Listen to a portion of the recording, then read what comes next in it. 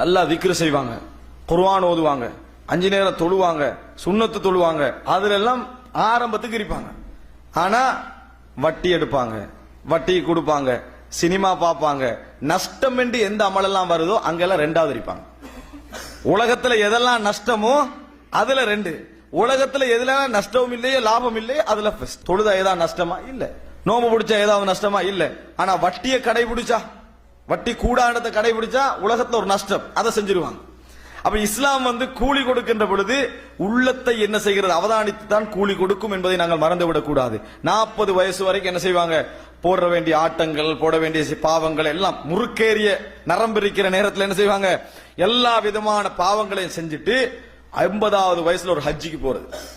அந்த ஹஜ்ஜிக்கு போய் ஒரு ஹஜ்ஜி, 2 ஹஜ்ஜி, 3, 4, 5 கிட்டத்தட்ட ஒவ்வொரு வருஷம் 3-4 உம்ராக்கள் ஒரு 60 செஞ்சு முடிச்சிருவார்.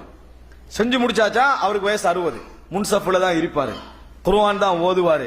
நீங்க நினைக்கிறீர்களா 16 வயதிலிருந்து இந்த முன்சஃப்ல இருந்து கண்ணீர் வடித்து தொழுதவனையும் அவரையும் அல்லாஹ் சமனாக்குவான் என்று சொல்லி இல்லை. வஷாபுன் நஷா ஃபி இபாதத்தில்லாஹ், அதாவது அல்லாஹ்வுடைய வணக்கத்திலேயே வளர்ந்த இளைஞன் இருக்கிறானே அவனுக்கு நாளை மறுமையில் நிழல் கிடைக்கும் என ரசூலுல்லாஹி ஸல்லல்லாஹு அலைஹி வஸல்லம் அவர்கள் சொன்னார்கள்.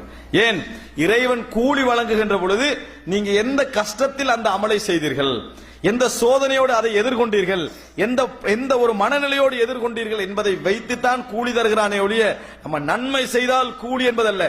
இந்த 40 வயதுக்கு நினைச்சு பாருங்க பாப்போம், நாங்க கூட தொழுதிக்கிறோமா, சஹாபாக்கள் கூட தொழுதிக்கிறோமான்னு ஒரு அறிக்கை எடுத்து பாத்தீங்கன்னா நாங்க கூட தொழுதிக்கிறோம்.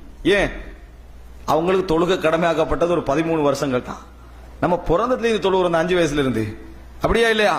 5 வயதுல எவ்வளவு தொழுகிறோம், 63 வயது, 70 வரை, 80 வயது வரைக்கும் தொழுகிறோம். சஹாபாக்களுடைய ஹஜ்ஜி கொஞ்சம், எங்களுடைய ஹஜ்ஜி அதிகம். அதனாலதான் சொர்க்கம் என்றால் யார் முதல் சொர்க்கம், நாங்கள். ஆனா அல்லாஹ் தஆலா அப்படியே தீர்ப்பளிச்சுக்கிறான், இல்லவே இல்லை.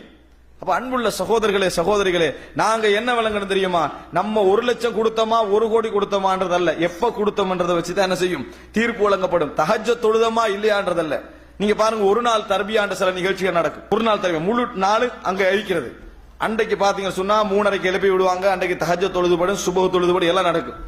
அடுத்த நாள் அதே தர்பியா உள்ளவங்க பக்கத்துல இருப்பாங்க, சுபஹுக்கு இருக்காது. சுபஹுக்கு என்ன செய்ய மாட்டாங்க, இருக்க மாட்டாங்க. அப்ப முந்தின நாள் சுபஹு தொழுதத்துடைய ஆர்வம் வழங்குதா இல்லையா? பள்ளியில இருந்தா தொழுதுதான் ஆகணும். பள்ளி இருந்தா என்ன செய்யணும், நம்ம தொழுதுதான் ஆகணும். தொழுதும் வெளியே போனா நம்மளை பார்க்கறதுக்கு யாரும் இல்லை, என்ன செய்யல, நம்ம தொழவில்லை. அன்புள்ள சகோதரர்களே, இதை நாங்கள் புரிந்து கொள்ள வேண்டும்.